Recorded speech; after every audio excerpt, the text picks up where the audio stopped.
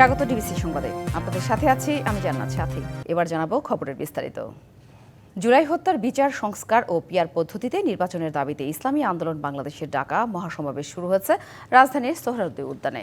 সকাল থেকে সোহরাওয়ার্দী উদ্যানে দেশের বিভিন্ন স্থান থেকে নেতাকর্মীরা আসতে শুরু করেন। সকাল 10টায় কোরআন তেলাওয়াতের মধ্য দিয়ে সমাবেশের আনুষ্ঠানিকতা শুরু হলেও মূল আনুষ্ঠানিকতা শুরু হবে দুপুর 2টায়। এতে মূল বক্তব্য রাখবেন ইসলামী আন্দোলন বাংলাদেশের নায়েবে আমির ও চরমোনাই পীর মুফতি সৈয়দ রেজাউল করিম। এর আগে সকল আনুষ্ঠানিকতা শেষ করেছে ইসলামী আন্দোলন বাংলাদেশ। নেতাকর্মীরা বলছেন, আগামী নির্বাচন নিয়ে গুরুত্বপূর্ণ বক্তব্য রাখবেন নায়েবে আমির মুফতি রেজাউল করিম।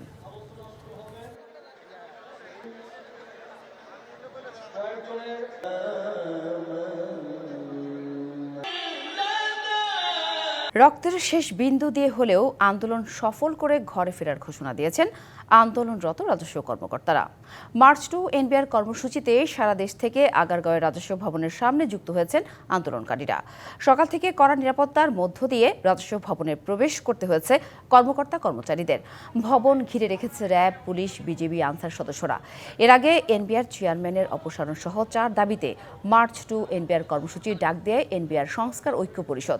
এতে অংশ নিতে ঢাকার বাইরের ভ্যাট, কাস্টমস, আয়কর বিভাগের মাঠ পর্যায়ের কর্মকর্তা কর্মচারীরা রাজস্ব ভবনে অবস্থান কর্মসূচিতে অংশ নেন। আন্তর্জাতিক যাত্রী সেবা ছাড়া সব কাজ বন্ধ রেখেছেন আন্দোলনকারীরা। তাদের দাবি, যৌক্তিক আন্দোলন বাধাগ্রস্ত করতে এনবিআর চেয়ারম্যান ষড়যন্ত্র করছেন। সরকারের সাথে যে কোনো সময় আলোচনায় প্রস্তুত বলেও জানান আন্দোলনরত কর্মকর্তা কর্মচারীরা।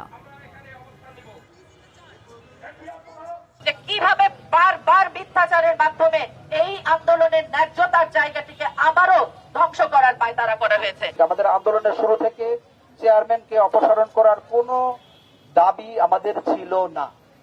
উনি ওনার নিজের কার্যক্রমের মাধ্যমে উনি আমাদের দাবিতে অন্তর্ভুক্ত হয়েছে। আন্দোলনের আরো খবর জানবো সহকর্মী মেহের মনির কাছ থেকে। মনি, আপনি তো সকাল থেকে রাজস্ব কর্মকর্তাদের আন্দোলনের খবর জানাচ্ছিলেন, এই মুহূর্তে সেখানকার পরিস্থিতি কি? আর আন্দোলনকারী তো আলোচনায় সরকারের সাথে প্রস্তুত বলেও জানিয়েছেন, কিন্তু সরকারের পক্ষ থেকে কি কোনো এই ব্যাপারে কোনো সম্ভাবনা, তথ্য আছে কিনা আপনার কাছে? আমরা সকাল থেকে এখানে আছি, সকাল 9টা থেকে এখানে এখন পর্যন্ত দুপুরে এখন পর্যন্ত যা দেখছি যে এই যে রোদ বৃষ্টি উপেক্ষা করে এখানে আন্দোলনরত কর্মকর্তা কর্মচারীরা এখানে অবস্থান কর্মসূচি পালন করছেন এবং ঢাকার বাইরে থেকেও বিভিন্ন মাঠ পর্যায়ে যারা বিভিন্ন ভ্যাট, কাস্টমসের কর্মকর্তারা তারাও এখানে এসে যুক্ত হয়েছেন। আপনি দেখতে পাচ্ছেন যে বৃষ্টি পড়ছে, তারপরেও তারা এখানে অবস্থান নিয়ে তাদের একটি দাবি যে এনবিআর চেয়ারম্যানের পদত্যাগ। তারা আপনি যেমনটি প্রশ্ন করলেন যে এনবিআর চেয়ারম্যানের পদত্যাগ বা এই অচল অবস্থা নিরসনে এখন পর্যন্ত কোনো তারা আহ্বানে সাড়া পেয়েছে কিনা কোন সরকারের দিক থেকে। আসলে গত সপ্তাহে একবার আন্দোলনরত কর্মকর্তা কর্মচারীদের সাথে আলোচনায় বসার কথা ছিল বা এ ধরনের একটি আলোচনা হয়েছে সচিবালয়ে, কিন্তু সেখানে ঐক্য পরিষদের ব্যানারে যারা আন্দোলন করছে তাদের সাথে আসলে কথা বলা হয়নি। তারা বারবারই বলছে যে আলোচনার নামে তাদের সাথে এক ধরনের প্রহসন হচ্ছে, অবস্থার কোনো পরিবর্তন হচ্ছে না। তাদের সাথে এক ধরনের অস্পষ্ট আচরণ করছে সরকার। তারা এখন পর্যন্ত এই ধরনের কোনো স্পষ্ট কোনো দিক নির্দেশনা পাননি বা আলোচনায় বসার মতো তারা এখন পর্যন্ত এই ঐক্য পরিষদের ব্যানারে যারা আন্দোলন করছে তারা কোনো সাড়া পাননি। তো আপনি থাকুন, নিশ্চয় পরবর্তীতে আরো তথ্য জানবো আপনার কাছ থেকে। ধন্যবাদ। বাংলাদেশ থেকে স্থলবন্দর দিয়ে এবার 9 ধরনের পণ্য আমদানিতে নিষেধাজ্ঞা দিয়েছে ভারত। ভারতের বৈদেশিক বাণিজ্য অধিদপ্তরের এক বিজ্ঞপ্তিতে এই তথ্য জানিয়েছে। তবে বাংলাদেশ থেকে এসব পণ্য আমদানির ক্ষেত্রে দেশটির সেভার সমুদ্র বন্দর ব্যবহার করা যাবে। স্থলবন্দর দিয়ে আমদানি নিষিদ্ধ এসব বাংলাদেশি পণ্যের মধ্যে রয়েছে কাঁচা পাট, পাটের রোল ও পাটের সুতা। এ নিয়ে বাংলাদেশ থেকে পণ্য আমদানিতে 3 মাসে 3 দফায় বিধিনিষেধ আরোপ করল ভারত। এর আগে গত 17 মে স্থলবন্দর দিয়ে তৈরি পোশাক, প্রক্রিয়াজাত খাদ্যসহ প্রভৃতি পণ্য আমদানিতে বিধিনিষেধ দিয়েছিল ভারত।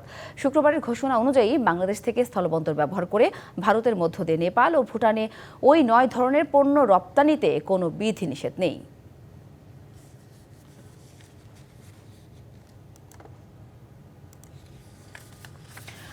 আমরা আগে জানিয়েছিলাম ইসলামী আন্দোলন বাংলাদেশের মহাসমাবেশের তথ্য। তো এই বিষয়ে বিস্তারিত জানবো সহকর্মী আরিফুল ইসলাম আমাদের সঙ্গে সরাসরি যুক্ত হয়েছেন। আরিফ, সকাল থেকে আপনি মহাসমাবেশের কথা জানাচ্ছিলেন, যে জনতার ঢলের কথা জানাচ্ছিলেন, তো তাদের দাবি দেওয়া নিয়ে কি বলছেন সব মিলে জানাবেন।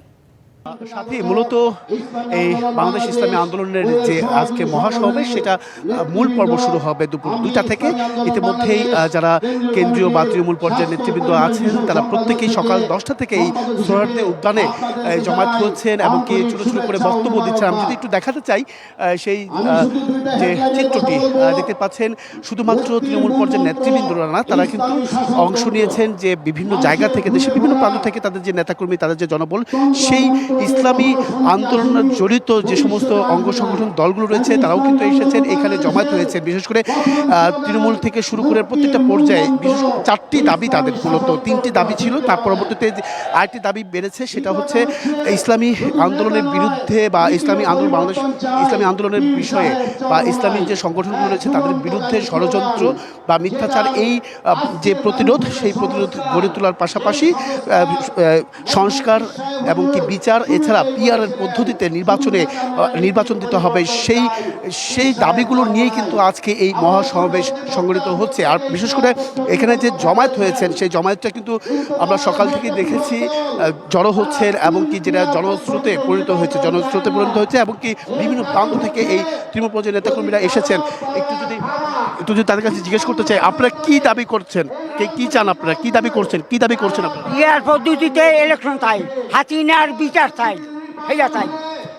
আন্দোলন সংসদে যাইতে চাই, আল্লাহ রহমান।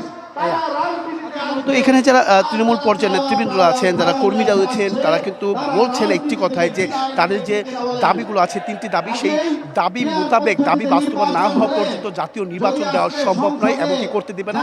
প্রয়োজনে তারা মাঠে নামবে এবং কি আন্দোলনের রূপ নেবে এই সমাবেশ থেকে। সেই প্রত্যাশা বা সেই ধরনের হুঁশিয়ারি হয়তো বা দুপুর 2টার পরে যারা কেন্দ্রীয় নেতৃবৃন্দ আছেন তাদের বক্তব্যে উঠে আসবে, যে আসলে পরবর্তী তাদের কর্মসূচি এবং কি তাদের যে দাবি, সে দাবি না মানলে তারা পরবর্তী কী ধরনের কর্মসূচি পালন করবে। তো এই ছিল এখান থেকে সাথে সবশেষ, পরবর্তীতে নতুন তথ্য পেলে অবশ্যই জানার চেষ্টা করবো। সাথে আরিফ, আপনি থাকুন, অবশ্যই আপনার সঙ্গে পরবর্তীতে যুক্ত হব মূল আনুষ্ঠানিক শুরু হলে। ধন্যবাদ আপনাকে। বাংলাদেশের অর্থনীতি নিয়ে যে সৃজনশীলতা ছিল তা গেল 17 বছরে ধ্বংস করা হয়েছে বলে মন্তব্য করেছেন বিএনপির স্থায়ী কমিটির সদস্য আমির খসরু মাহমুদ চৌধুরী। দুপুরে সিলেটের মেহেন্দিবাগ এলাকার জালালাবাদ গ্যাস অডিটোরিয়ামে সিলেট বিজনেস ডায়ালগে এসব কথা বলেন তিনি বলেন, ব্যবসাকে রাজনীতির বাইরে রাখতে হবে, তবে ফ্যাসিস্ট মুক্ত করতে হবে। বাংলাদেশের মানুষের মন মানসিকতা পরিবর্তন হয়েছে, আগের মতো রাজনীতি করলে আর হবে না বলেও মন্তব্য করেন তিনি। বিএনপি ক্ষমতায় এলে মাসে 1 লাখ মানুষের কর্মসংস্থানের কার্যক্রম হাতে নেওয়ার আশ্বাসও দেন তিনি। বাংলাদেশের মানুষের যে উৎপাদনশীলতা, সৃজনশীলতা অর্থনীতিকে নিয়ে, সেটাকে ধ্বংস করে দেওয়া হয়েছে। সেটাকে আবার পুনরুদ্ধার করতে হবে। অর্থনীতিকে পুনরুদ্ধার করতে হলে ব্যবসায়ীদের ভূমিকা সবচেয়ে বেশি। ডিবিসি সংবাদে এই ছিল এখনকার মতো। ডিবিসি নিউজের সংবাদগুলো পড়তে ভিজিট করুন dbcnews.tv আর ভিজিট করুন ডিবিসি নিউজের ফেসবুক পেজ এবং ইউটিউব চ্যানেল। ডিবিসির সঙ্গে থাকুন।